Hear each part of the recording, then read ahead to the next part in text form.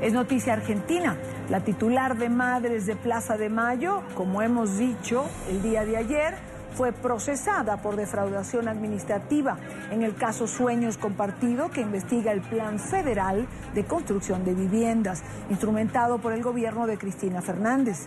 La decisión fue tomada por el juez federal Marcelo Martínez de Giorgi, quien procesó a Bonafini y a otros funcionarios responsables del delito. Esto lo decíamos ayer al cierre en el programa y les decía que hoy íbamos a ahondar sobre el tema.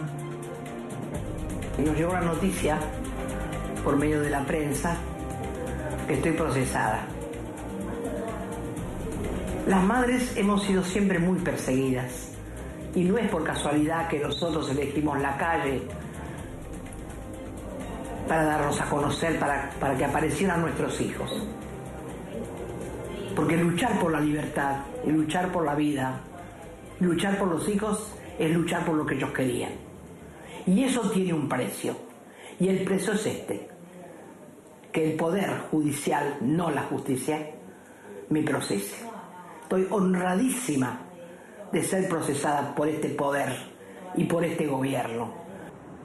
Es la posición de Ebe Bonafini en relación a lo que ha venido ocurriendo. Ahora bien, nos acompaña para hablar de este tema Luis Novarecio. Él es analista político, también periodista. Señor Novarecio, muy buena tarde, gracias por acompañarnos. Un gran placer, Idaña. Un saludo desde Buenos Aires. ¿En qué momento, señor Novarecio, se comienza a desdibujar la imagen de Ebe Bonafini? Es decir, se le reconoce a este personaje un papel importante, caída la dictadura. ¿En qué momento comienza este colapso? A ver, Ebe de Bonafini es probablemente, junto con el resto de las madres y abuelas de Plaza de Mayo, las pocas oposiciones serias durante 1976 y 1983 en donde regió la peor dictadura en la Argentina. Fueron mujeres que con su solo coraje enfrentaron a la dictadura. ¿Cuándo empieza a desdibujarse? Con la llegada del régimen kirchnerista en el 2003, las madres de Plaza de Mayo se dividieron, algunas se sintieron muy cercanas al gobierno nacional de entonces, otras en cambio se separaron por distintas visiones. Ebe ingresa al gobierno de la mano de Néstor Kirchner como una actora privilegiada en sus actos políticos y allí empieza a tomar parte de alguna serie de actos, como por ejemplo la construcción de viviendas a través de una fundación que se llama Sueños Compartidos, que es la que hoy está investigada con procesamiento en contra de Ebe y de otros personajes. Tiempo atrás, es decir, no son nuevos los señalamientos que se hacen a Sueños Compartidos. Tenemos tiempo escuchando sobre la desviación de fondos que tenían que haberse utilizado para la construcción de viviendas. Digamos, ¿cuál fue el error de Bonafini? Bueno, el primer disparate es que el gobierno nacional utilice una fundación dedicada a los derechos humanos para construir vivienda. No hay ningún tipo de antecedente ni de expertise de Sueños Compartidos ni de madres para construir viviendas. Es como que el gobierno decide abdicar de una función que le es propia, que es construir viviendas, y busca una fundación que defendía los derechos humanos y que le era muy próxima. Cuando esto sucede, se le da dinero, alrededor de 800 millones de pesos en aquel momento, para que construya viviendas. Ebe de Bonafini, que no conocía cómo realizarlo, se asocia con una persona aquí sí en la Argentina muy notoria, que es Sergio Schoclender, alguien que fue condenado y cumplió su pena por haber asesinado junto con sus hermanos a sus padres. Sergio Schoclender crea una empresa que se llama Meldorec a los efectos de derivar ese dinero a alguien que técnicamente realizara las viviendas. Lo que se ha probado, y lo ha determinado el juez federal Martínez de Giorgi, es que este dinero, por lo menos en 208 millones de esta cantidad que yo decía inicialmente, nunca llegó ni a las viviendas ni hay rendición de cuentas. Es decir, lo que se hizo fue una tercerización del dinero del Estado hacia una organización de derechos humanos. La organización de derechos humanos contrata a una empresa sin más antecedentes que la pertenencia de alguien cercano a Bonafini como Sergio Schoclender, y es irregular la construcción y la rendición de cuentas.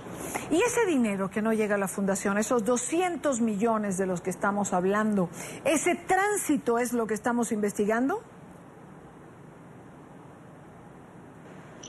Claro, lo que se está investigando es primero, ¿por qué el Ministerio de Infraestructura, el encargado de construir viviendas, tercerizan la Fundación de Madres de Plaza de Mayo? ¿Por qué entrega este dinero sin la rendición de cuentas? ¿Por qué aún entregando dinero muchas de las viviendas no han aparecido? Porque hay que decir que en este procesamiento del juez no solo Bebe Bonafini aparece complicada y otros integrantes de la Fundación, sino también el secretario de Obras Públicas de la Nación. Quizá ustedes recuerden este hombre que apareció tirando bolsas de dineros en un convento aquí en la provincia de Buenos Aires. Estaban investigados gobernadores de las provincias argentinas, porque también en distintas provincias se construían viviendas. En este caso fue dictada la falta de mérito. Lo que se intenta averiguar es el faltante de más de 200 millones de pesos y cómo y quién realizó estas viviendas, con qué características y con qué rendición de cuentas. ¿Impidió al gobierno de Cristina Kirchner esta investigación? Es decir, el hecho de que estemos ahora con este proceso abierto, ¿solo es posible por el cambio de gobierno?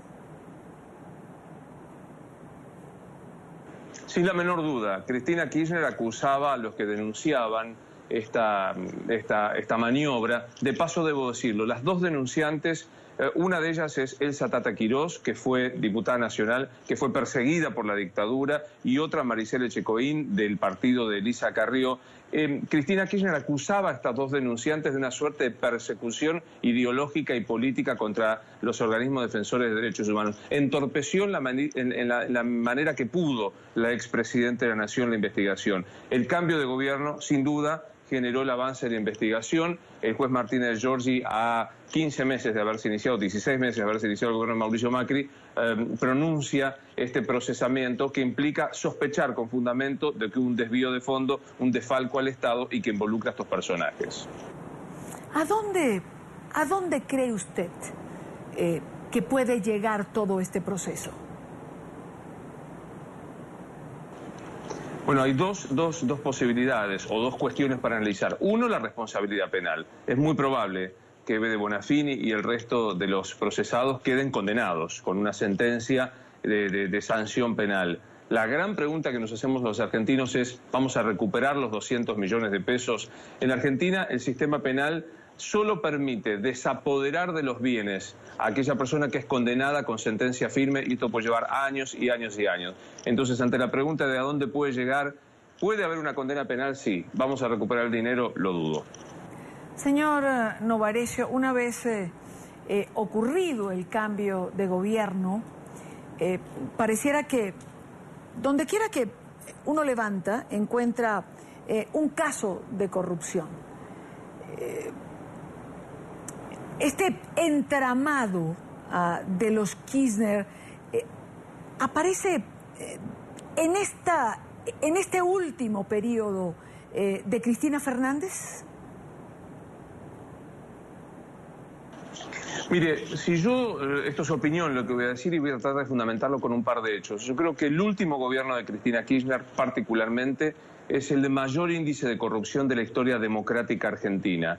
Hubo un sistema por el cual el gobierno trató de cooptar el Estado para tomar el dinero propio, favorecer a algunos amigos y, evidentemente, en ese negocio quedar con buena parte del dinero. Bebe Bonafini es apenas un botón de muestra. En términos económicos es un negocio pequeño, y lo digo con gran pesar a esto. El sistema de la toma de obra pública se repitió con Milagro Sala en Jujuy, con Lázaro Báez en Santa Cruz y en el resto del país. Es decir, esta historia de utilizar el dinero público, bypassear, evitar el control del Estado con organizaciones amigas, en la derivación sin ningún tipo de control de este dinero para supuestamente un buen fin, como la obra pública que no se concluyó, fue un sistema, ¿sí? No ha sido una casualidad o un hecho accidental, era un modo de gestionar el poder en la Argentina. Señor Novarecio, ¿podrá la justicia hacer lo que corresponde en relación a este caso? ¿Tiene usted la fe o el convencimiento de que esto pueda ser así? A ver, poder puede, tiene todas las herramientas. El caso Sueños Compartidos, el caso Tesur, el caso Los Sauces, son simplemente de mirar con pericial contable y con los datos de la realidad qué es lo que ha ocurrido. Poder puede. La gran pregunta en todo caso sería, ¿querrá?